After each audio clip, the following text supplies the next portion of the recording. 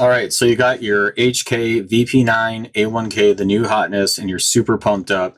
You want to put an optic on it, and this is the one I started off with, having experience with it before. It's the Holosun SCS VP9.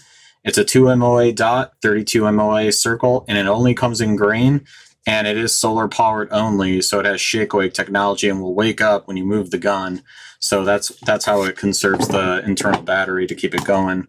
So there's been hundreds of videos on this, so warranty card, all that stuff, your tools in there, but using stop box because they're simple to use and, you know, reset your own key so little kids can get into it. So you got to push down, open, always do a safety check right here, unloaded, good, point in the safe direction, good. I like this dot for a lot of reasons. One, it's shake awake. So here's the lower panel I was talking about. It does have an open design. I wish it was actually closed, like an EPS. Let's take a look at the dots. Hold this button on the left side. It's right here. The 32 MOA circle with the dot in the middle. And right now I understand it just looks like a big blob, but rest assured it looks good on my end. It's 32 MOA. Personally, when you have a direct mount optic, it's one less thing you got to worry about. You don't have to buy a plate. Usually they're about 50 bucks at least.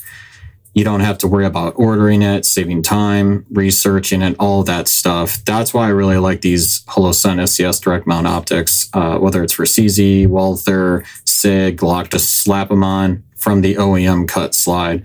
So I just wanted to emphasize that a lot because when I first started off with optics and guns, I probably spent and wasted tons of money on optic plates and this, that, the other. So I'm sure a lot of people have as well. But just a really important tip, especially if you're new to the game, learn from everyone else's mistake.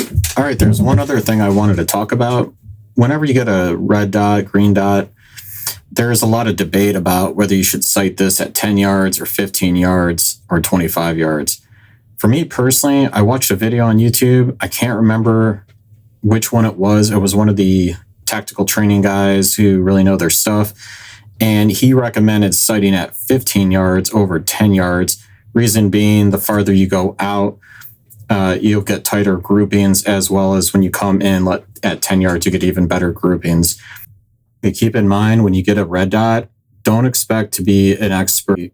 Grossly easier than just shooting with irons. Believe it or not, there is a learning curve with shooting with these. It does take time.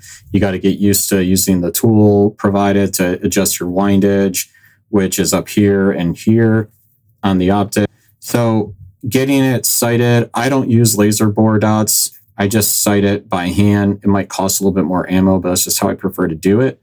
I just want to feel really connected to my gun. You know, like a lot of people, when I first got the optic, I thought it was just going to be easy as pie. I shoot and it works. And no, there is a learning curve.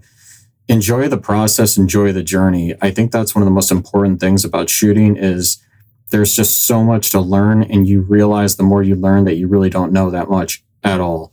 So just take your time with this stuff. If you want to use a laser bore, just don't expect to be a perfect marksman, you know, right out the gate with a new dot. It just doesn't work that way. It's like anything else. You got to put work into it, learn it, practice it, train it, do a lot of dry fire, getting all of your shooting fundamentals down, like finger placement and proper grip and all of that. So that's just a really important thing. That's mainly a comment for beginners or people new to dots. If you found this video helpful, please do consider subscribing, sharing the video with your friends, and liking the video.